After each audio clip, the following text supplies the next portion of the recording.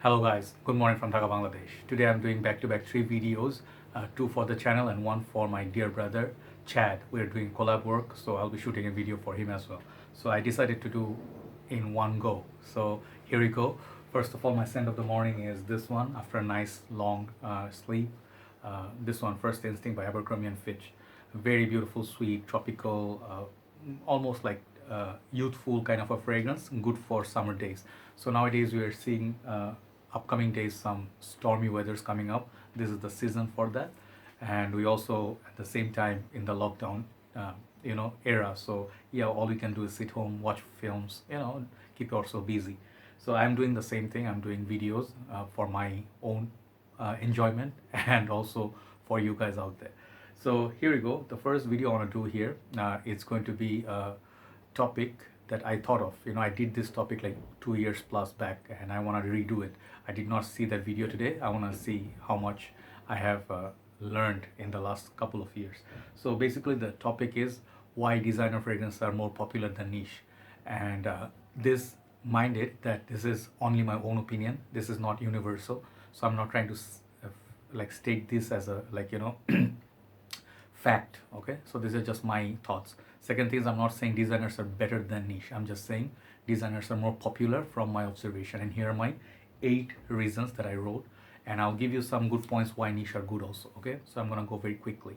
First point is designers are cheaper. Very obvious fact. Designer fragrances are more reachable, under $100 on most part, and after some time elapse, so you get them like discounted, under your discounters. So they are cheaper to buy.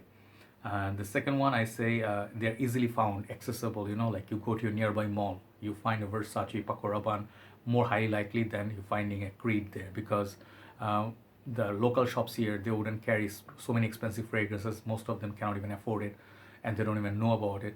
So designer fragrances are widely available. Third point is mass production. Like designers, they have that capability of production because they have many other products, so they can release, say, fragrance 10,000 units, where niche should release, let's say, 400 500 units tops, because their production is limited. They want to handcraft, they want to take some time, they want to take longer time to produce a fragrance. And research and development, even it's bigger on designers. So basically they have more resources, so you get mass production. Fourth point, I would say samples everywhere. It's true for niche nowadays, but again, just like the main bottles, you'll find the designer ones. Let's say you buy a fragrance, they give you 2 3 samples from Chanel. You buy a Bleu de Chanel, and they give you like 3 or 2 couple of samples, so you can try them, and you can buy the other fragrance if you like. So the samples help definitely. Number 5 is packaging. I find designer fragrances to be more, to me, they look more fun, sometimes quirky. Also, they also have that feel of fun, like sort of like eye-catching bottles. Niche fragrances, they usually stick to one bottle design and just give different colors or different, themes. But basically, niche fragrances, they stick to their most part, they stick to similar sort of bottle design, but there are exceptions definitely. But I find designer fragrance bottles to be more fun. So number 6 is compliments. This is a fact everybody states, like you're gonna get more compliments because people around you, they're not that complex, or let's say seasonal, so they like more sweeter citrusy based perfumes. To them, what smells good on you, they'll compliment. Let's say $10 perfume from Rasasi, it gets more compliment than a $400 $500 more complex darker fragrance, let's say, versus black Afghano. Okay, not everybody can appreciate black Afghano.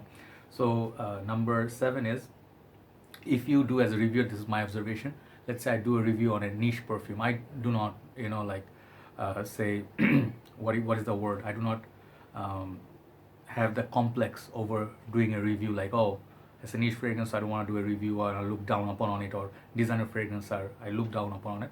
To me, anything that smells good, I'll review it, right? So I notice when I do niche perfumes, they do not get that many views. I do not do it for always views, but views are also important. It tells you a story, because above all those notes that I mentioned, the points, those are the reasons perhaps people want to see more designers, because that's what they can afford, that's what they can find, and that's what they want to wear. Okay, so on most part, or majority. Okay, and you have to understand, throughout the world, people are not super rich, like 5 or 10%, let's say max, are holding the most wealth in the world, so they are richer than the rest, but the majority people stay under mid income level, higher mid, around there or under there. Okay.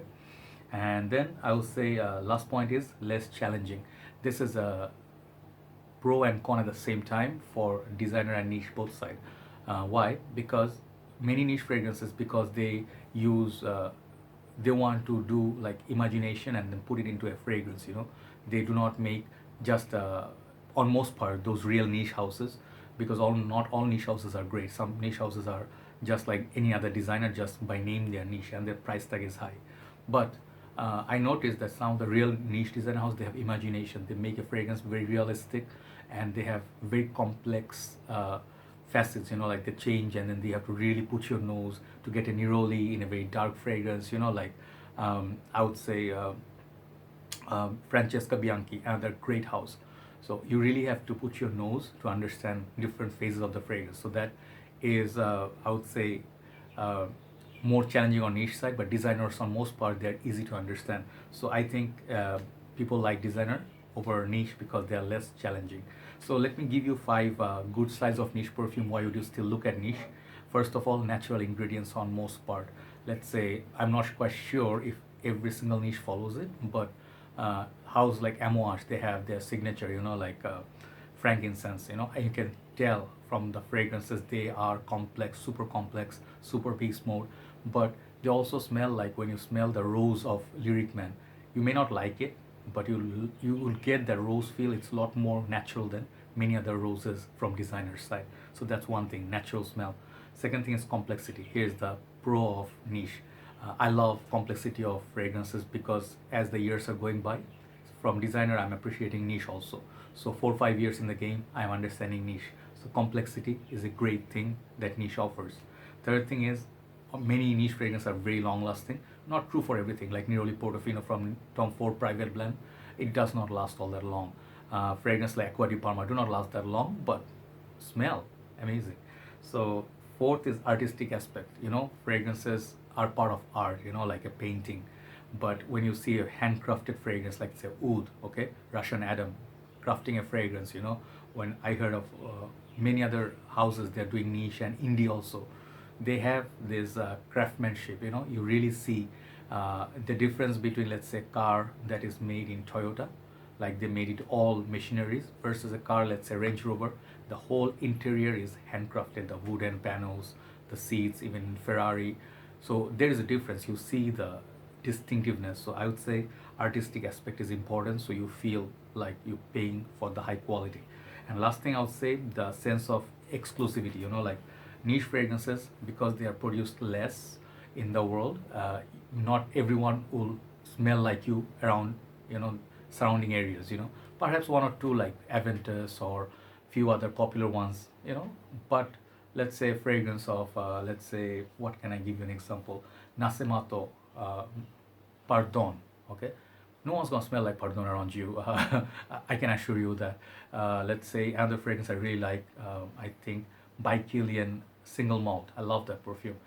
Not everybody's gonna be able to afford that perfume, and let's say Rolling in Love, I love that perfume. So this is what makes this thing exclusive. So those sometimes who wear it, niche perfumes, they buy it, they know that they are exclusive. So those are the great things about niche perfumes also. So you see, there's a pros and cons of both sides. So take care. Thanks for watching. If you found this topic interesting, do let me know which one you prefer. Take care. Time to move on to the second review. Bye bye.